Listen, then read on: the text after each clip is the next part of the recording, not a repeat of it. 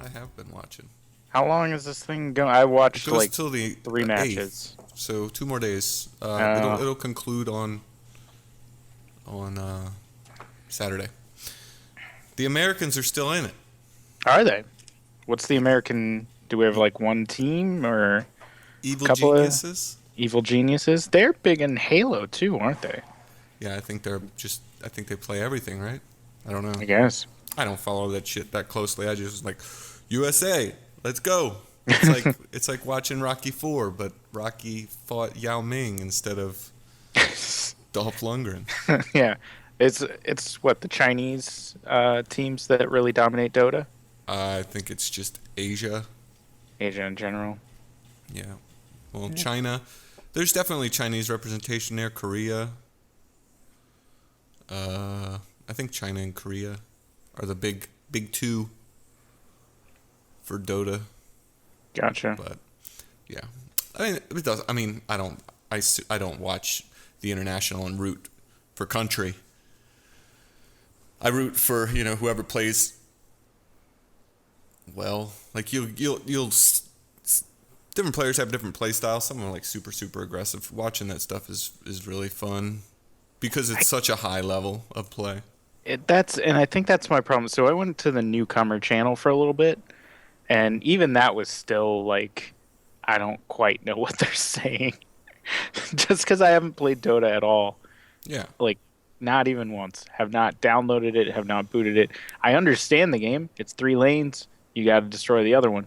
But everything on top of that, they're like, oh, he picked Axe, and that Axe is good at this. Yeah, one. I don't know that stuff. What are you saying? Like, this guy's a support guy, and this guy's a mid laner carry or whatever the hell they say. They're like, this is the off lane guy, and that he got their carrier. And what are you talking about? This is the newcomer channel. Dota 2 has a lot of moving parts. Yeah, it definitely has a lot of moving parts. It's not an easy game to grasp. It is a deep game. I think that's why people like it. But it's fun to watch. This year I haven't caught the bug to play Dota though. Usually I catch the bug to play Dota. This almost deters me from playing it just because I see the wall of a learning curve that I have ahead of me. The people online don't play like this. Not even close. Well, yeah. All right. Maybe that is true. But I've heard that the community isn't great anyway, so... Yeah, your experience firing up Dota 2 for the first time will just be a bunch of people yelling at you for not doing the right thing. Sounds great. Yeah. That's like, you piece of shit. Why'd you kill those? Why are you in my lane? Why did you do... It's like, oh God, just turn your mic off. Yeah. But yeah. Bring us in, Kyle. I think we've said enough. Welcome to the Attack of the Fanboy Podcast. This is what, number 22? I always forget our number. You'd think I could remember 1 week to the next. I'm going to type it in right now. It is AOTF episode number 22. Thank you for joining us. We were just talking about the international, in case we didn't make that clear, which is the Dota 2 championship with an $18 million prize pool this year, which is ridiculous. And I mean, you kind of followed the tournament. I want to follow the tournament, but I don't. To me, Dota works well in this kind of tournament, mainly off of the large prize pool. Like right now, there's $157,000 people watching the stream. Yeah. That's definitely a lot, but in terms of a major sport tournament, that's still not crazy numbers. Get what I'm saying? And I know that's stretched across the week though too, And where are you getting the numbers from? Are you getting it from the Dota 2 site or? Yeah, no, I pulled up Twitch. I got it. So it's just Twitch. I think they're playing it on, like, you can watch that on Twitch. You can watch it through Valve's streaming service. You can watch it through the actual Dota 2 game client. I'd like to see the actual... You could watch it on YouTube. I don't know.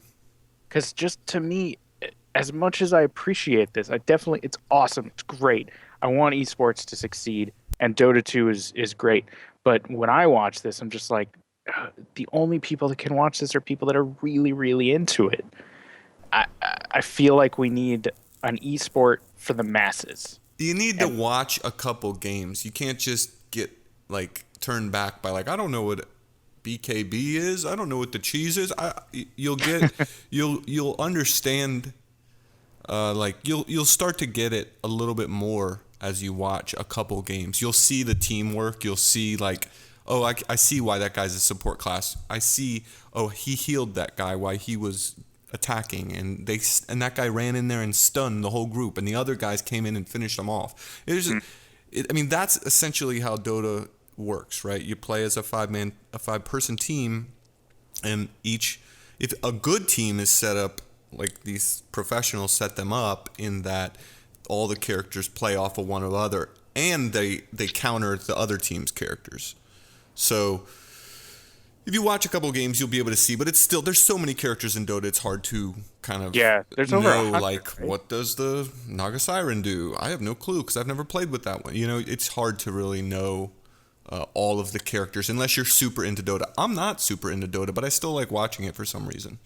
Yeah. It's just fun. I think it gets, I guess I kind of get like, wow, that was cool when a big battle goes off or somebody makes like a really, really sharp or good play on the opposing team where they get like a couple kills. Because if you haven't played Dota, you don't understand. It's not easy to like take down heroes. You have to build your character up, and the way that these guys progress so quickly, they're on such a tight timetable, and everything is just mapped out for them, and they know exactly like, oh, this guy has 18% of his health bar by looking at it. I can take him down. I'm gonna risk it, go in there, take him down, and get out. It's just really the level of play that is going on at the international is crazy, and these are $1 million games. Like, each one of these early rounds is like $1 million game in the prize pool or more at this point. Now we're here at Thursday. So, these teams that are going in, trying to get to the end, they're playing for something pretty significant, and it's fun to watch. But enough about Dota. Let's talk about everything else that happened in games. So, I didn't fully intro us. I'm Kyle. With me is Will. I am Will. Our usual third co-host is out tonight. Anthony is, you can guess, of these three, he's either working or he's at a Destiny Players Anonymous meeting. Or what did he send to me? Hold on. He's standing in line to pre-order the 3-pack of Amiibos at GameStop. It's one of those three. Feel free to guess in the comments. So it's just us two. And it was actually a pretty big week for gaming news. It's been slow, and then finally everything blew up with GamesCom. Yeah. You've been following it a bit more than I have. I watched the Microsoft conference. I was blown away, like I think most people were. Why don't you talk a little bit about that?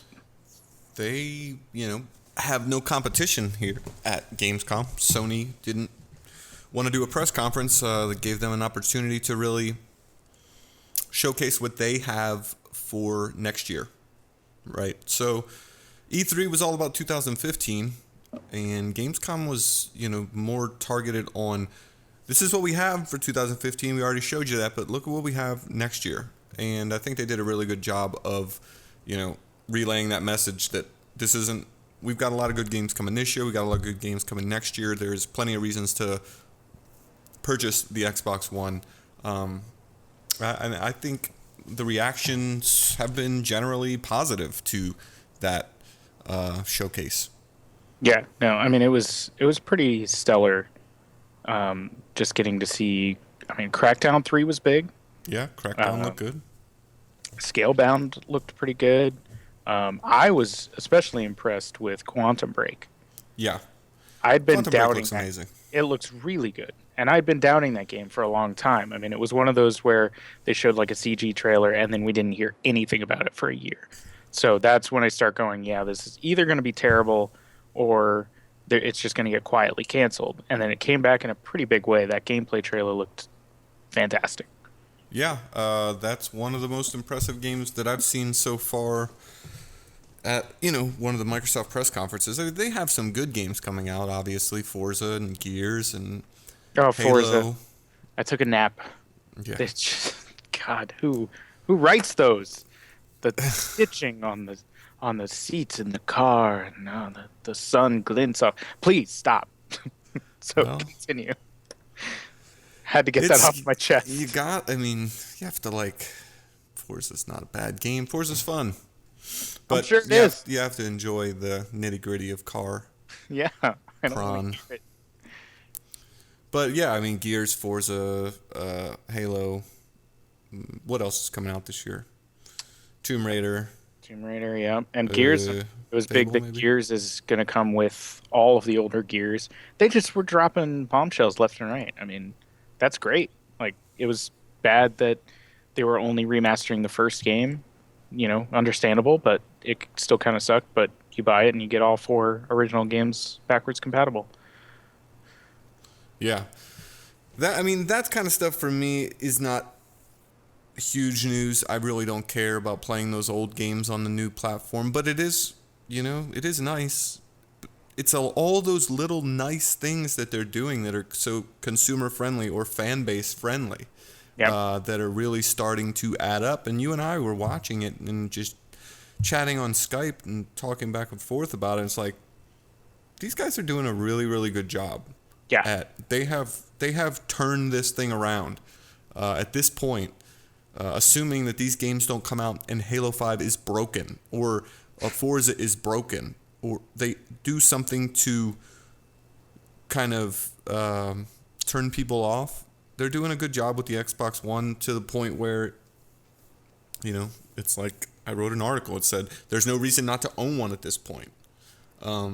They're cheap or reasonably priced. There's a lot of games coming for them. They're a good centerpiece for the living room. There's a lot of other, it's just it's a solid system.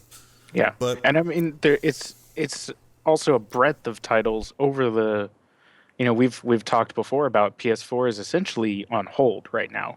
Any big exclusive game is in 2016. I can't, off the top of my head, think of a big exclusive game for PS4 in 2015.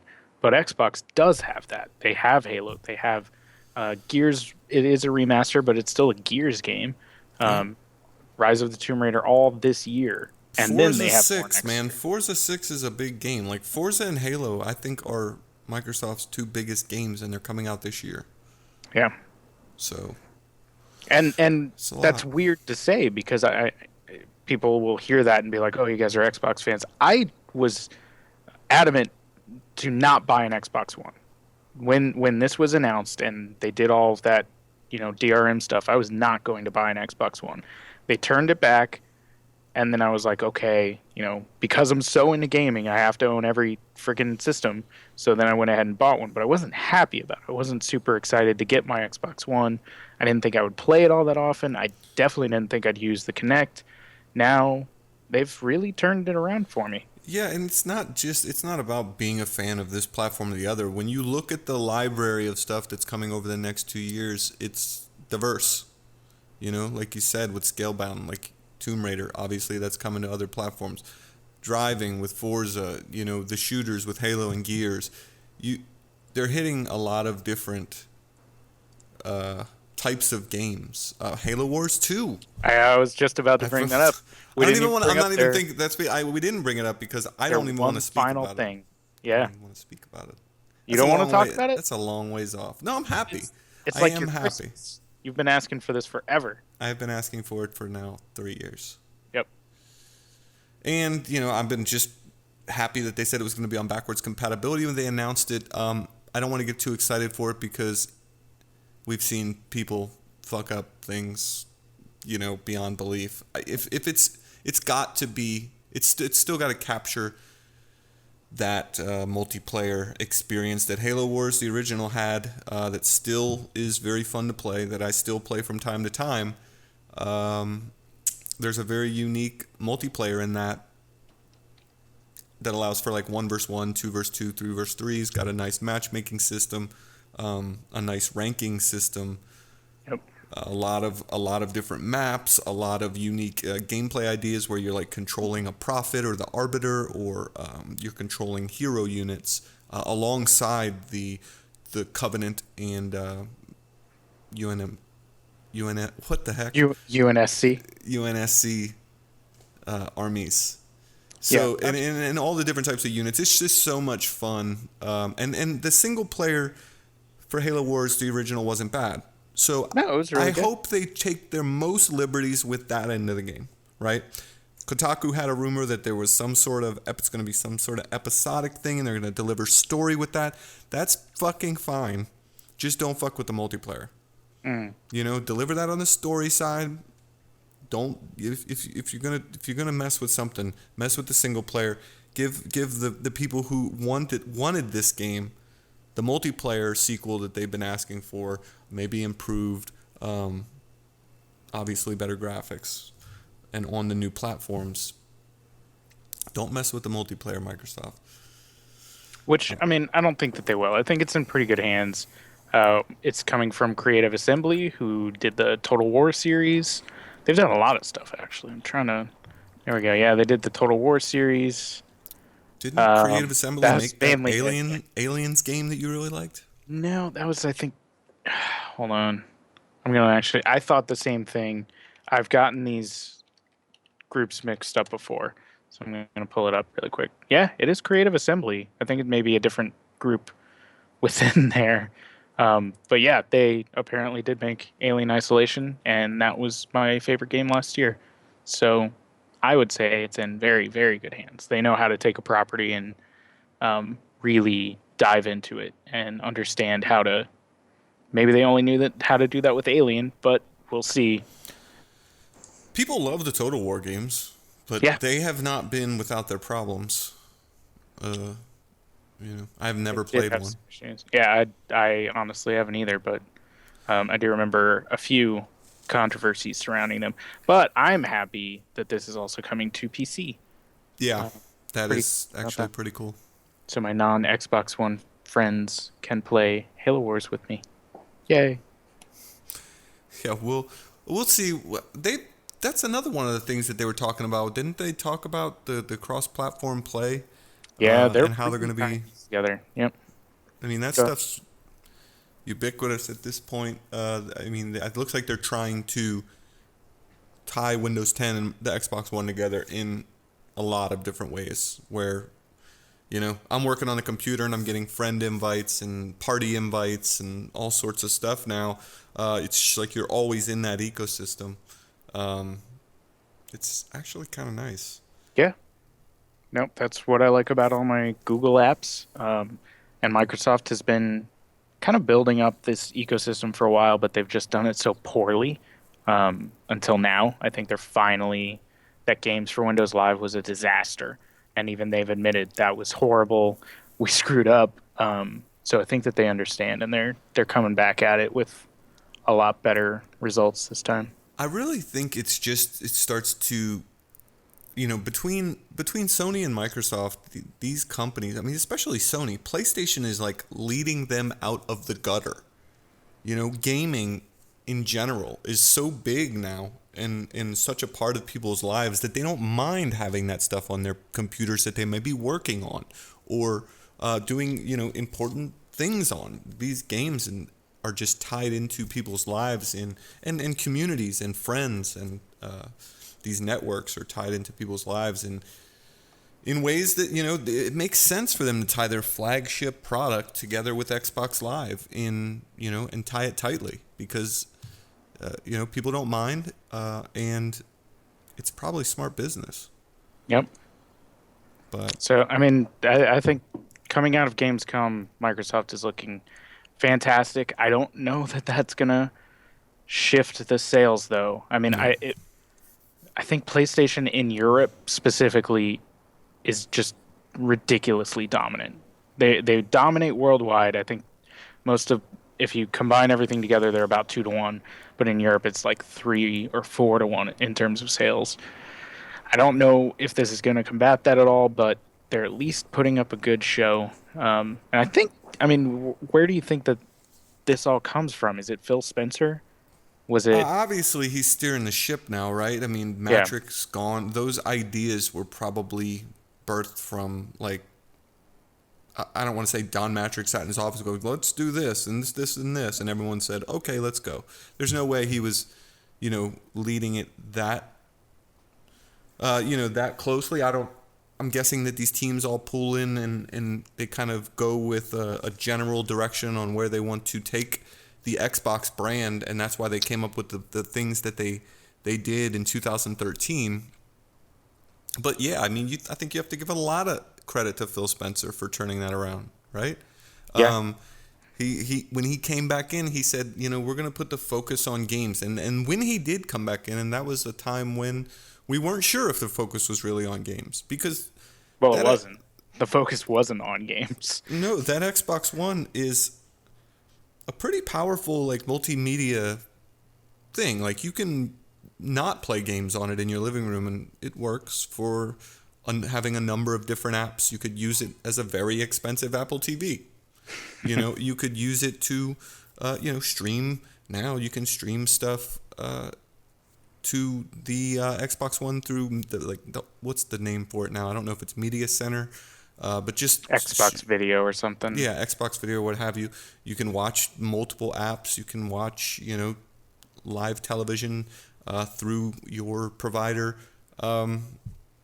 It has a lot of great features in that regard.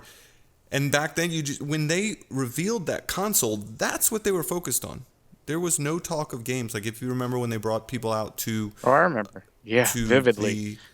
To Washington to look at the console for the first time, it was all about that.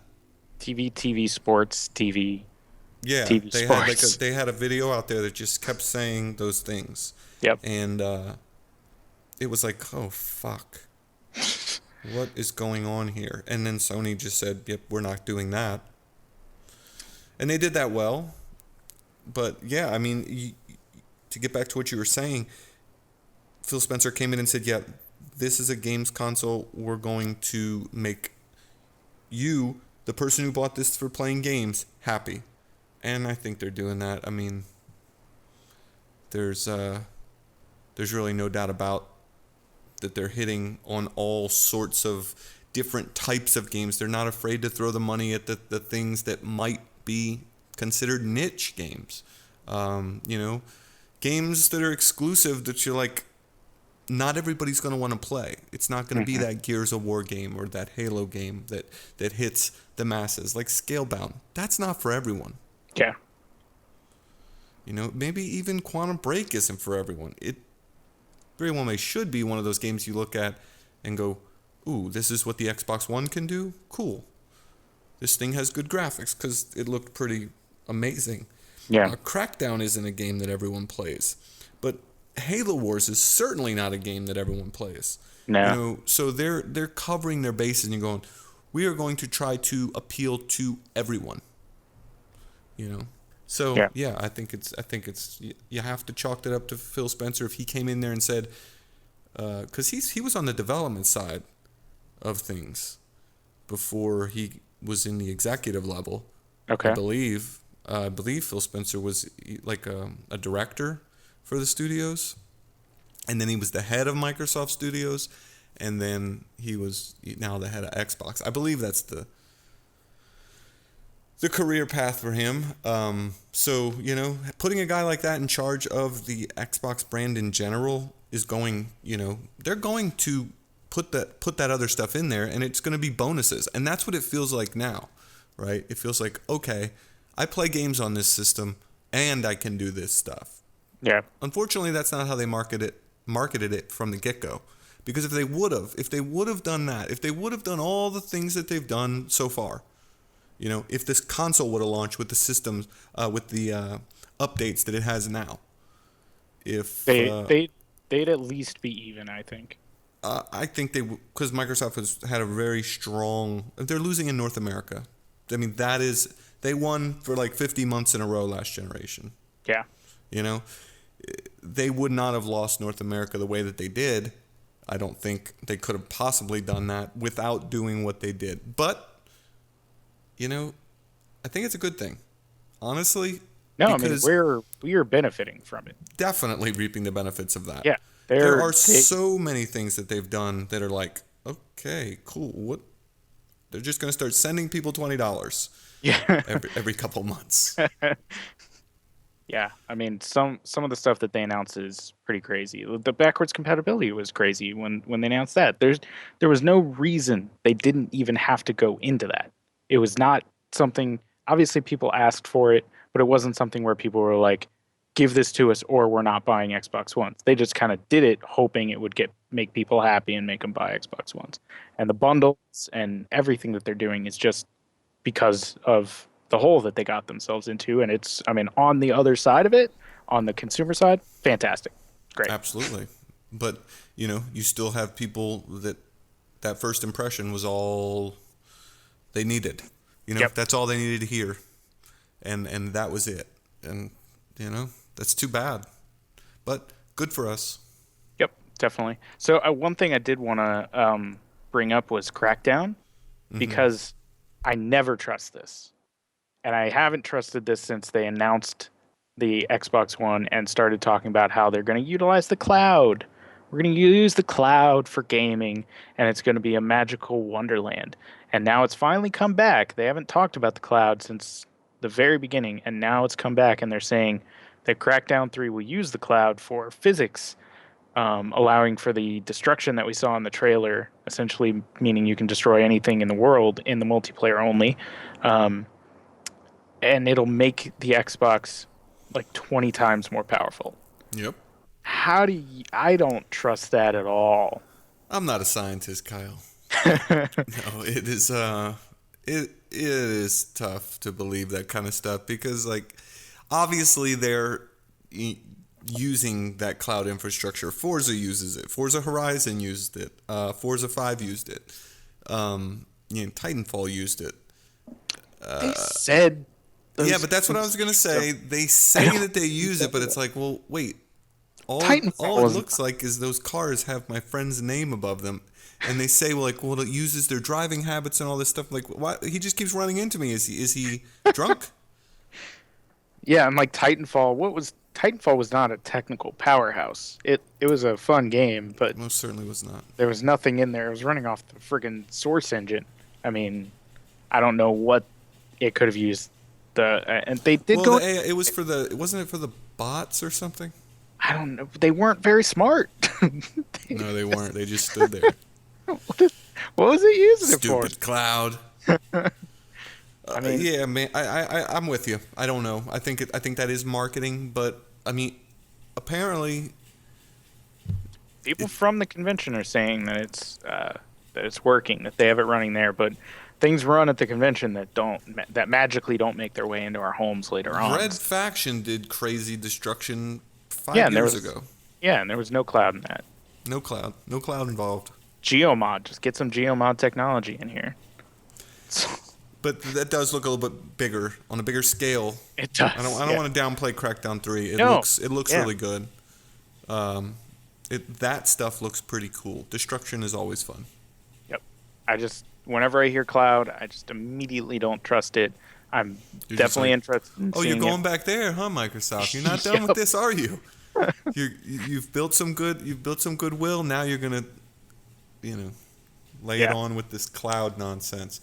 Who knows? We'll have to see. I mean, it's hard to tell, exactly what is being tapped in the cloud to make the console 20 times more powerful. Yeah. I don't know. And I think one more interesting news piece that I want your thoughts on was the Dinklebot. The Dinklebot is dead. Yeah, I don't know. I could care less about it right now. So they recast. Yeah, and they got Nolan North, Ghost from Destiny. Yeah, they just called. They were like, we need a voice actor, and Nolan North just appeared at their door because that's what he does. But they're taking all of Dinklage's original work and just scrapping it. That's the weird part. So I get that they, they haven't had any new lines in any of the DLC so far. So it felt like either they didn't want Peter Dinklage back, or his schedule didn't work, or he didn't want to come back.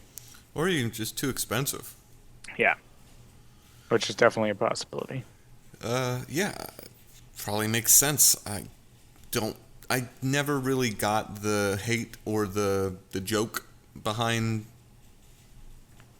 the Dinklage stuff. It was. I mean, there was some stuff that might have sounded a little bit off at times. The demo was the worst of it. I think after the demo was okay. The demo was bad. That wizard came from the moon. Mm-hmm. That was some bad stuff, but it was mostly for me. It was the writing. The writing was the worst part. Have you ever listened to who did it? It was Griffin McElroy from Polygon. Did you ever listen to his like fake Peter Dinklage Destiny voice actor like going through his lines? Oh my god, it's so funny. It is so funny. You gotta after you're done here, you would laugh your ass off. It's hilarious. You should look definitely. It is good. All right. But yeah, I mean, it's pretty weird. I mean, no one knows why this is happening. It could have been scheduling, could have been money, but just definitely an odd thing to happen, to have someone completely pulled out of a game and have their dialogue replaced. Yeah, it's definitely odd. But, obviously it makes sense for Bungie. I mean, they got to prep, right? You got Destiny 2 coming out in 2016.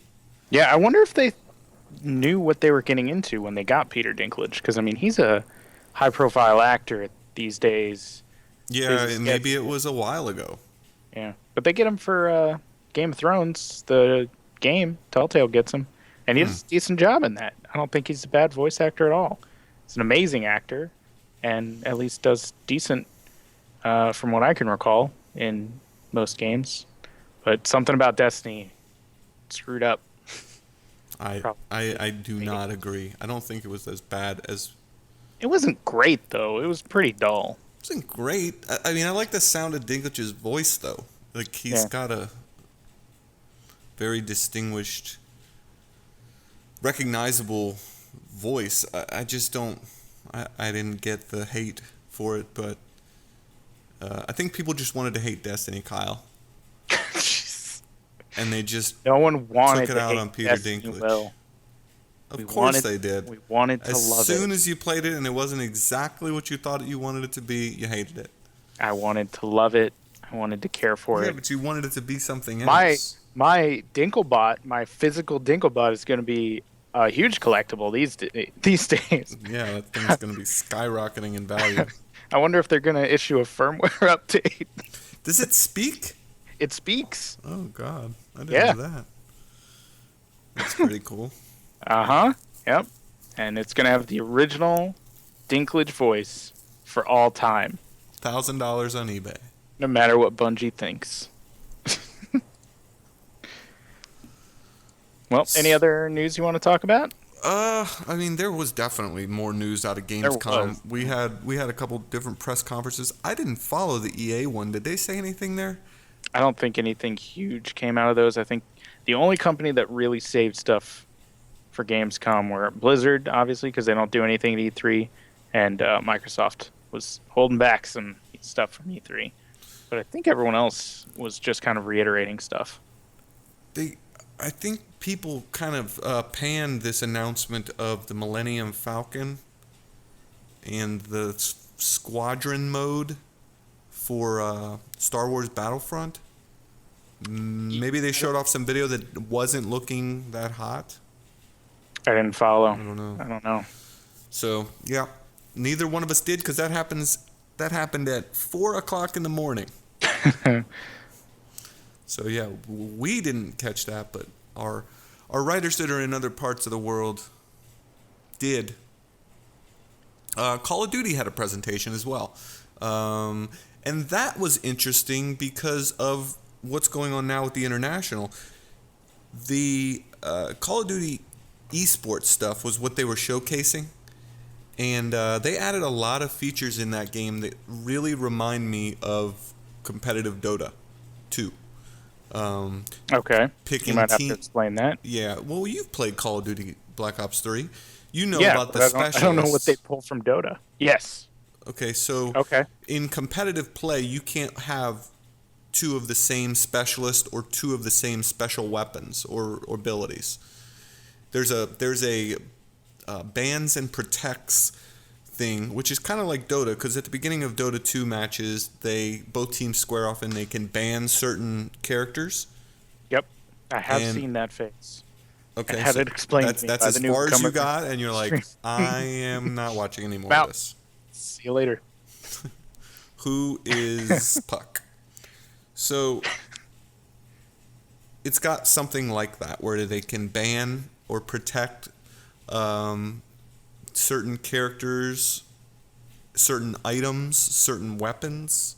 So it puts the power of like what weapons we can play with in these competitive modes in the power of the players, right? So if say one gun is super powerful or one specialist is super powerful, I mean, at least that's what I took from it, is that it puts the power into the player's hands instead of saying, hey, governing body, you decide what is right and wrong. And that stuff's going to be added into an arena mode for the game, which is going to be Black Ops 2 had like a league play. So they're changing up that stuff a little bit for the pro COD players or wannabe pro COD players. They had a couple other things in there. Some changes to the COD casting tools. Some changes. They have an in-game like live tournament viewer as well, which is kind of cool. That's kind of like Dota on Steam. You can watch matches on the Dota 2 client in Steam, and I kind of thought that was the same. It just drew a bunch of parallels between what Valve is doing and what Black Ops 3 is trying to do. And then today, obviously, we had the Burning Legion announcement for World of Warcraft, which kind of goes hand in hand with some really shitty subscriber numbers that Blizzard announced earlier this week. Really shitty. Yeah, they lost 50. I mean, I don't follow the subscriber numbers for WoW very much, but apparently, when Warlords of Draenor. Yep. Yeah, it shot back up to 10. It's like 10 million something, and then they announced yesterday there was like 5.5 million.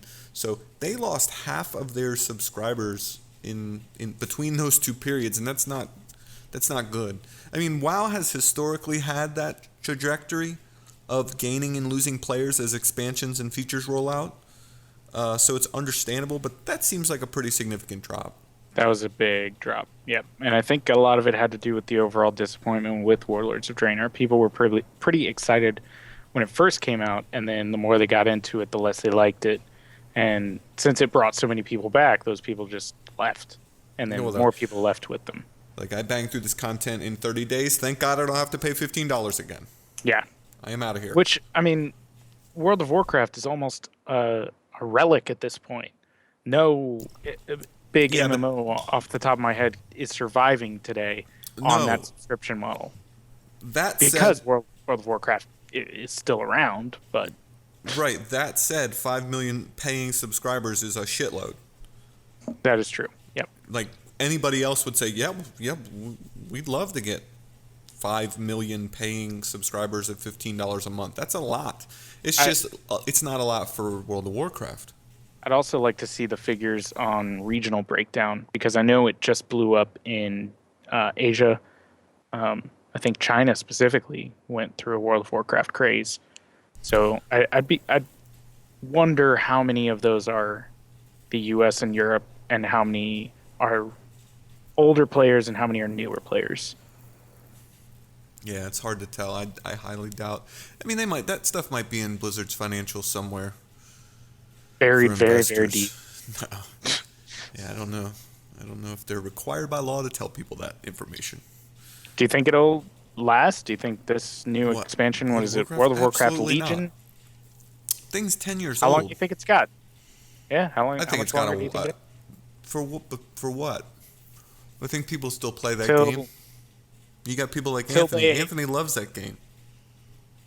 So they have to retool it, which I guess they've done already. Cataclysm was a big retooling, but until they have to really Cataclysm came out change 5 things years ago. to the point that it's not even the same. I guess it's already done that. I don't know. They just retooled all the characters. They look more realistic.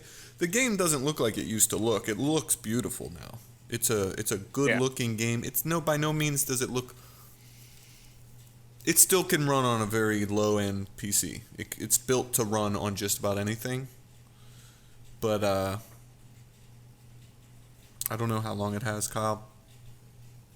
5 years? 5 more years?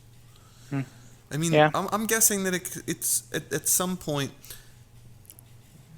they've pared the teams down for that, right? They've had to.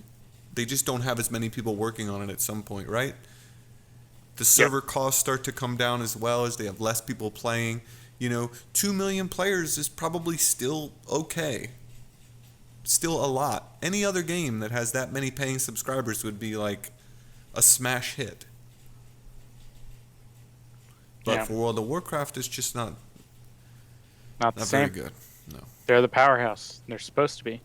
Yeah. At some point, people will just be done playing that type of game, because something will come out, and something already has come out that kind of takes those people away. And it's free to play games like Dota. It's free to play games like League of Legends, Smite.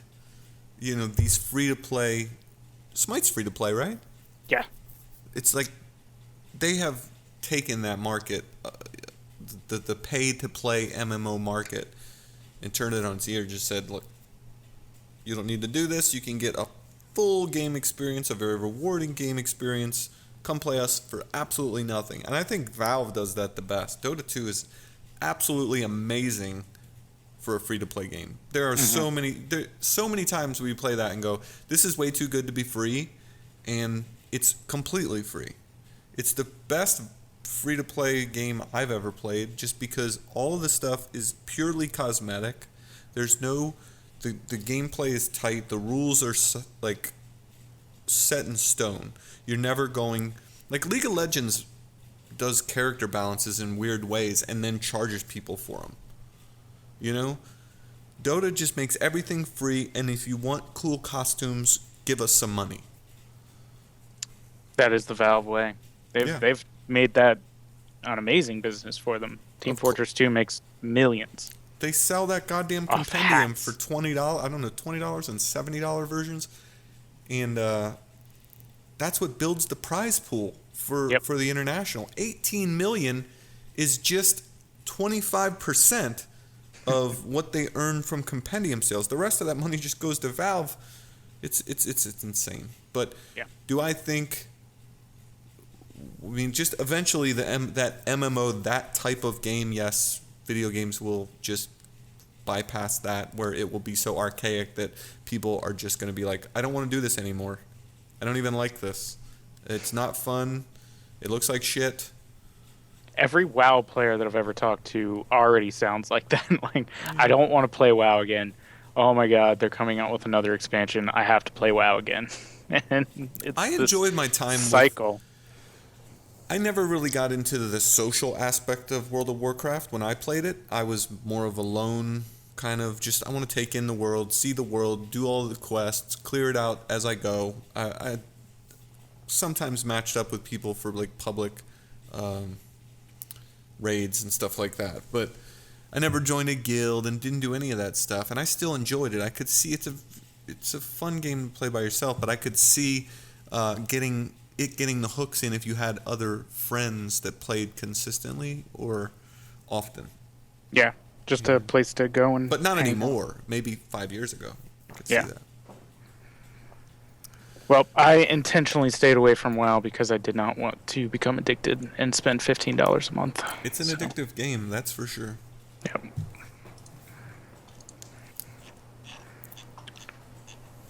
Well, you want to talk about what we played? Yeah, let's move it along. All right. You go ahead. You played something I've heard a lot of very good buzz about. Galak-Z. I played Galak-Z for the PlayStation 4 from 17-Bit Studios, the developers on Skulls of the Shogun. Galak-Z is a roguelite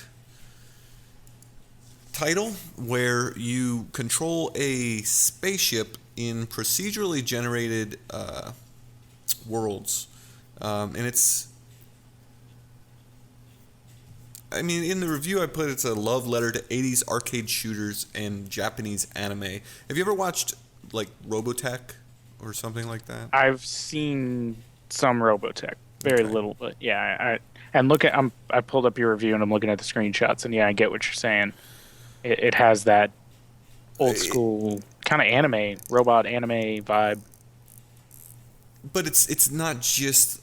You can't really tell in the screenshots. It's how it's presented as a television show as well. Like, it's kind of presented in seasons and episodes where your character is going on these missions, and then it's just the way that it's presented. It feels like you're watching a cartoon. And those cartoons are inspired from the 80s. And that's all, dripping in, fan service for that sort of stuff with like old school kind of old VCR menus. Do you remember what those look like? And they have like little tracking issues on the top and bottom, artifacts and stuff like that. It's all made to hit, a nostalgic bone for that time period. At least for me it was, because I kind of grew up with that stuff. I don't know what that does to people who didn't, but that's just the aesthetic of the game, and I think they kind of nail that stuff pretty well. So the game is actually a spaceship shooter, where if you were just looking at screenshots, you would kind of assume that it is a twin stick shooter, because a lot of games do that. Yeah. But in fact, it is a little bit more complicated than that. You've got thrusters, which you can use on the triggers, which go forward and backward. You can rotate your ship in a 360-degree circle, flip forward and backward. Use the thrusters to go forward and backwards, go in reverse. You can strafe from side to side. You can use a juke move to kind of dodge enemies, which you'll encounter a lot in this game. This is a hard game. Is it kind of like a bullet hell game where there's just... No? It's not really a bullet hell game. It's more... It's not that crazy as far as like dodging and moving. It's more strategic than that stuff is. It's about like, can I beat this enemy? Do I have the equipment? Is my ship equipped to beat this enemy? Should I even fight him, or should I just run away? Should I draw him into a fight with other enemies, which you'll find in these levels? There's different classes of characters. There's these bugs, there's Imperial ships, space pirates, and you can get them to fight each other, and you could come in and clean up.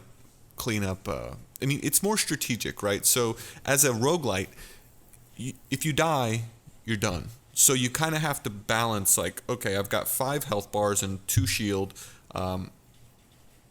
I've got to make it through 5 episodes of this game to get a save point. And they're hard. You have different objectives in these levels. As you're going around the level, you're going to run into these different enemy types. And it's really kind of up to you to decide, like, okay, should I fight this guy? Can I beat this guy? If I can beat this guy, what do I have to do to get to do that? And you just try and do it in the easiest way possible. It's just about being careful, really. But it's hard. It doesn't matter how careful you are. It's just hard. Sometimes you'll encounter giant robots. Like in that image where there's a giant mech with a sword, there are things that you encounter in that game that are just going to beat you up. That you can feel outmatched at times. But it is a... What's like the end goal? The end goal is to make it through all the seasons of the game, right? So it's structured like a television show. So you want to make it to the series finale. Just like any roguelite, it's kind of you're also earning power-ups as you go, which you can unlock to purchase in a store. Do you play many roguelite games? Yeah. Yeah, I've played a few. So you kind of get that core mechanic of you're trying to power up your character as you go to make them more capable of surviving longer. Yep. Okay. So that's what you're basically doing in Galak-Z. But with Galak-Z, you're trying to make it through the seasons, and every season will give you a save point. And that's the end goal. But your short-term goal is just set to stay alive. It is pretty brutal. All right. But I gave it a 4 out of 5. I had some issues while I was playing it where it would not let me progress, which kind of sucked. Yeah, I've seen because I had to reset the game, and when you do that, I just had to quit out to the menu. But when you do that, it's just like dying. You lose all your progress. And if you were very far along the level, which I was, I lost like all the upgrades for the ship that I found. I didn't even touch on the fact that the ship transforms into a robot. But yeah, I probably should have done that. That sounds pretty important. Turns into a giant robot with a sword. But yeah, I mean, there's a lot of control issues to wrangle with. Not issues, but it's just got a higher bar to mastery than a lot of games do. It's just difficult all the way around, but it works. So it's I think it's part of that summer promotion for PlayStation, and then it will so it's on PS4, and then it will go to PC a little bit later. Cool. But yeah, it looks pretty interesting. I'm gonna check it out on PC. I would. It's fun. Cool. Did you play anything else? No, you have no other reviews, but I did. I played some Call of Duty. Yeah, I did. Not very much of it. They have anything new, or you just it was. There was a map pack that just came out for the Xbox. I forget which one, but it was the last one of the year. And I tried to play it, but the playlist that I like to play in again. The hardcore playlist for Call of Duty and the map packs just does not work very well. You have to go into a mosh pit, which means you can only play certain games, and then even then you're not guaranteed to get the actual maps. So playing that for a solid 4 or 5 hours, I actually played like 2 out of the 4 new maps. Haven't touched zombies yet. There's a new grappling playlist involved with that. Probably going to dip back into that this weekend and see what that's all about. Maybe write up a review for it. Maybe not. I don't know. All right. What about you? What you been playing? I played Rocket League, but also I played some other games. I actually reviewed Rare Replay, which was announced at E3 and had people pretty excited, and it kind of delivered on all fronts in terms of the expectations behind it, and maybe a little bit more. So it was 30 games. From 30 years of Rare's history. Obviously, there's a couple of things missing, like GoldenEye and Donkey Kong 64.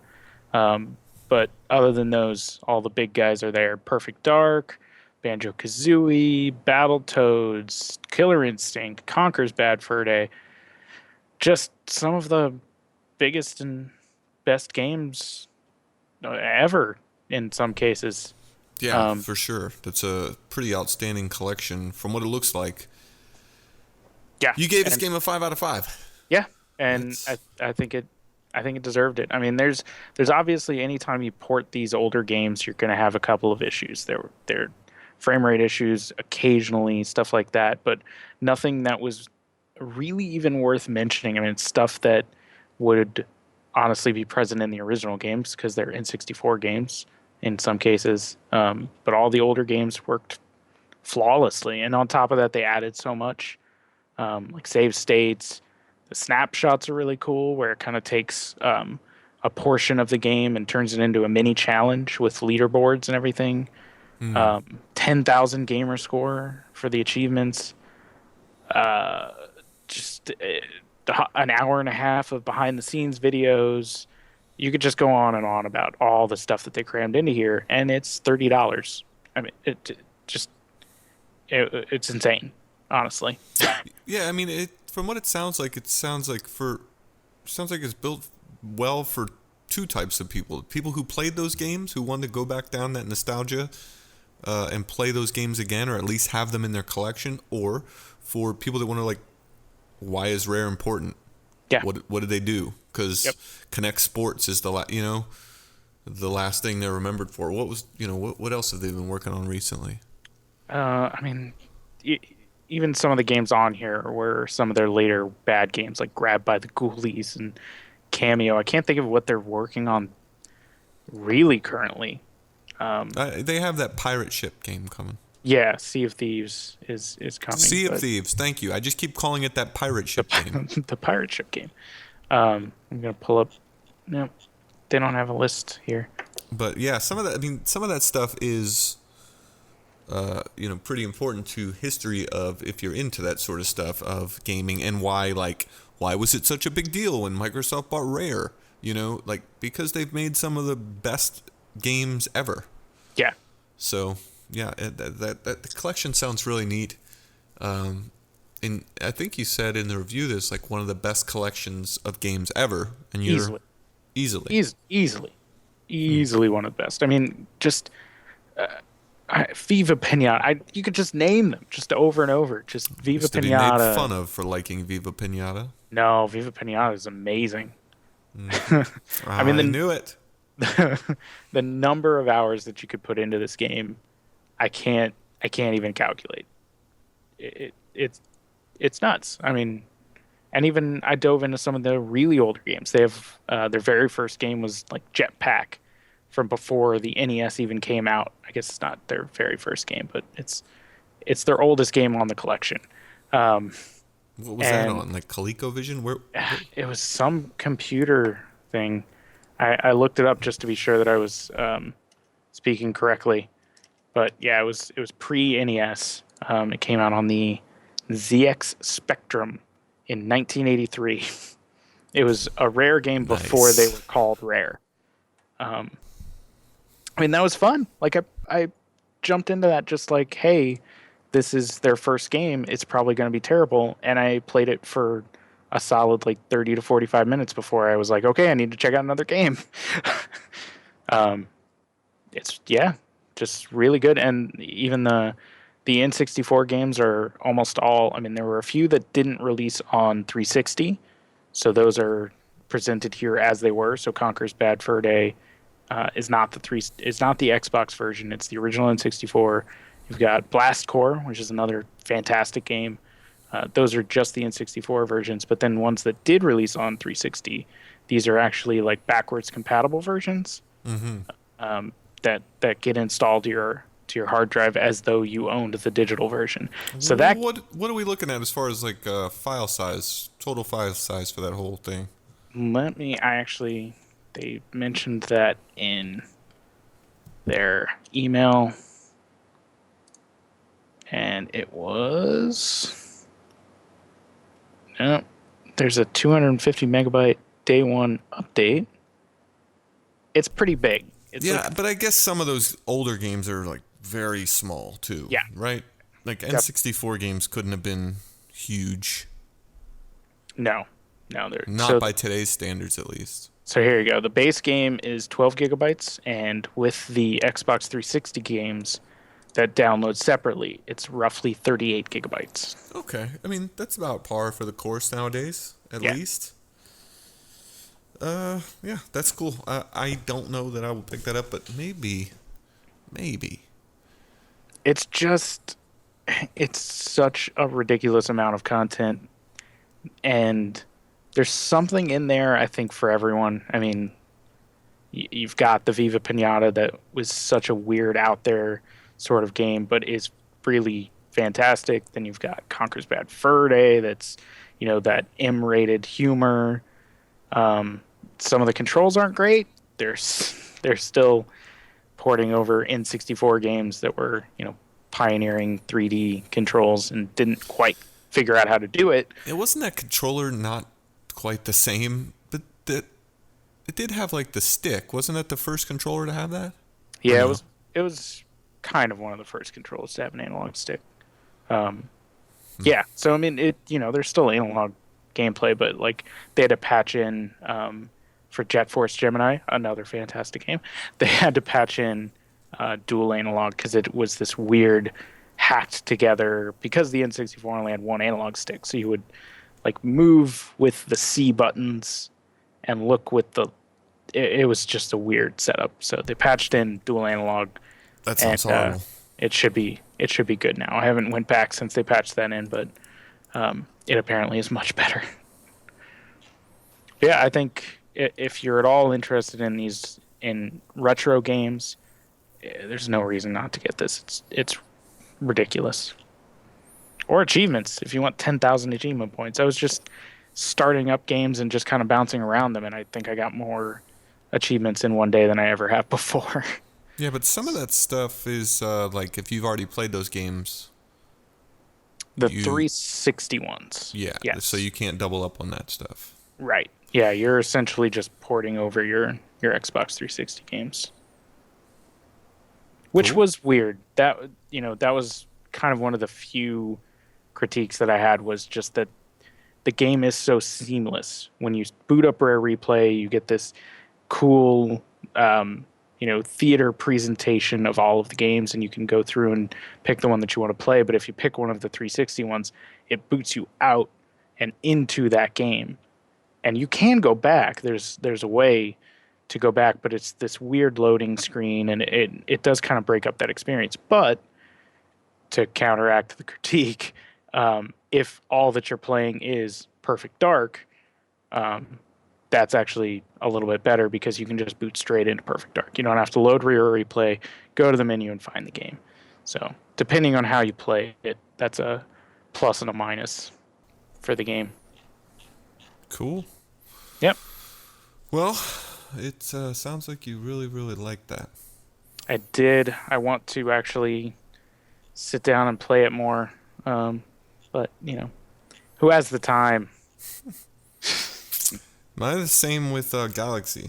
I want to play that more. That's a game that can get its hooks in you as well, but for different reasons. It's more like of a serious challenge, I like those kind of games that are real challenging, and that's a good one. I'm just curious to see how that game is received by people as far as like sales go for it, because it's definitely deserving. They put a lot of work into that aesthetic of it. I know I'm going back and talking about it, but very fun, very good. Cool. Well, definitely had good buzz. I saw a lot of people talking about. But that doesn't always generate sales, because like I said in the review, it's like I actually said, if you don't like this type of game, and you know who you are, stop reading this review. You're probably not going to like Galak-Z, because it is that game. It's that game that's going to make you throw your controller because you died on the last episode of 5, and you're like, because you got impatient. Kind of like Dark Souls or something. If Dark Souls was like you lose every single thing you've done up till now by dying. So yeah, man, let's stop talking about Galak-Z. That would have been that just the thought of that is terrifying. Yeah, well, that's Galak-Z. Yep. But yeah, what are you getting into this coming week? Next week, let me pull up our schedule. So yeah, looking at August, there's a big lull in the next week. Actually, 2 weeks. In the next 2 weeks, I might play Zombie, the Zombie U port, which comes out on the 18th. But other than that, I don't see much over the next week or two that I care about. And then a big onslaught happens later in the month. Yeah. Of Until Dawn, Gears of War, Dishonored, Shadowrun. Madden. Yep, Madden. Volume's coming out. Same day as Zombie as well. Volume. Might dip into some Garfield Kart. Garfield Kart. What the fuck? Woo-hoo. That's like, I know I've asked before, that is Garfield the cat? Yeah. The kids still like Garfield? No, they don't. Okay. Oh, I just pulled up Volume. That looks like Will the game right there. Will the game. Yeah, stealth and. Yeah, I've seen a little bit of it. Yeah, it's like a kind of like Metal Gear Tactics or whatever. Yep. You ever played that? I did, actually. Is that what it's called? Metal Gear Tactics? It's Metal Gear Acid? Was the Acid series the turn-based strategy? I don't know. I think it was like a part of one of those games where you could go through the VR missions in Metal Gear with the guards and stuff. I forget Acid was a collectible card game. I don't know what I'm thinking of, but I did play whatever was the turn-based strategy Metal Gear game. It wasn't turn-based. It was no? What am I thinking? It was straight up. It was straight up like the VR missions. Like, okay. You know how I think I forget. It's been so long since I played some of these games, but one of the Metal Gears used to introduce some of the mechanics by doing those VR missions where they had like a full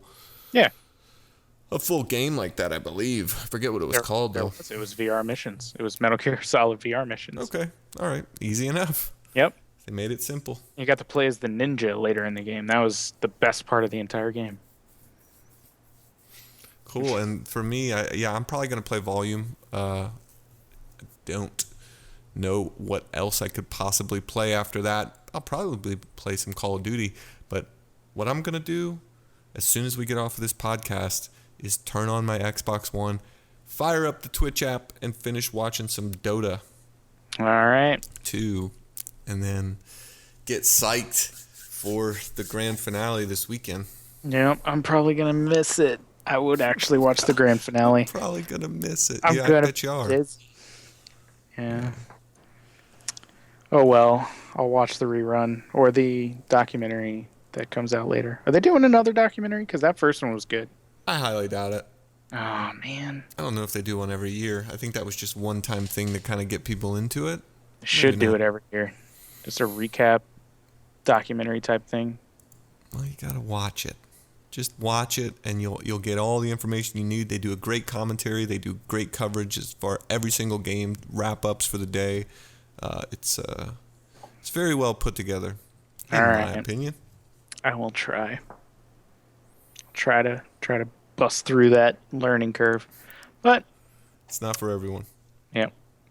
You might want to actually try to play Dota, too. That would definitely. So, if you're playing, let me know, and I will play with you. Oh, I am definitely not a person to play with. I cannot teach you the game.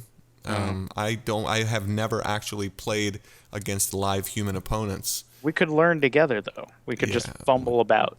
Could. Maybe we would be the best Dota 2 duo. We'll be at the International 6. Yep. Keep an eye out for Team Attack of the Fanboy at the International 26. We just need 3 highly experienced Koreans. Yep. Let's give them a call. See who they got. This is our job offer. Well, that'll do for the Attack of the Fanboy podcast number 22. Thank you for joining us, and if you listen to us on iTunes, you can give us a rating. I don't know. That's what the kids do these days, I think. A good rating. A good rating, preferably. If you don't like us, send us an email or something. Let us know. Quietly. All right. Thanks.